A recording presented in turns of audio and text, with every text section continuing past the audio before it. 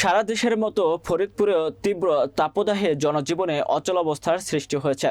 তীব্র তাপদাহ ও গরম থেকে রক্ষা পেতে ও বৃষ্টির আশায় মহান আল্লাহর দরবারে রহমত কামনা করে জেলার বিভিন্ন স্থানে সালাতুল ইস্তিসকার নামাজ আদায় করেছেন মুসল্লিরা।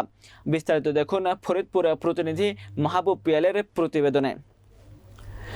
বৃহস্পতিবার সকাল 11টায় শহরের কমলাপুর চাঁদমারি কেন্দ্রীয় ঈদগাহ মাঠে ইমাম কল্যাণ ফাউন্ডেশন ও বৃহত্তর ফরিদপুর কওমি ওলামা পরিষদের উদ্যোগে বৃষ্টির জন্য ইস্তিসকার নামাজের আয়োজন করা হয়। নামাজের ইমামতি, দোয়া ও মোনাজাত পরিচালনা করেন বিশিষ্ট ইসলামী চিন্তাবিদ, জামিয়া আরাবিয়া শামসুল উলুম মাদ্রাসার প্রিন্সিপাল মুফতি মোহাম্মদ কামরুজ্জামান। শহরের বিভিন্ন পাড়া মহল্লা থেকে নানা বয়সী মুসল্লিগণ নামাজ ও মোনাজাত শরীক হন।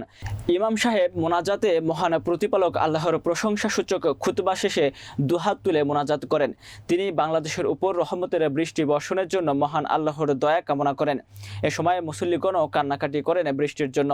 নামাজ শুরুর পূর্বে সংক্ষিপ্ত বক্তব্য রাখেন ফরিদপুরের প্রবীণ শিক্ষাবিদ অধ্যাপক এম.এ. সামাদ ইমাম, কল্যাণ ফাউন্ডেশন ফরিদপুরের সাধারণ সম্পাদক মাওলানা ইসমাইল হোসেন, ময়েজ মঞ্জিল জামে মসজিদের ইমাম ও খতিব মাওলানা কবির আহমেদ, ফরিদপুর সদর উপজেলার সাবেক ভাইস চেয়ারম্যান বেনজির আহমেদ, তারিজ সহ অন্যান্য মুসল্লিগণ।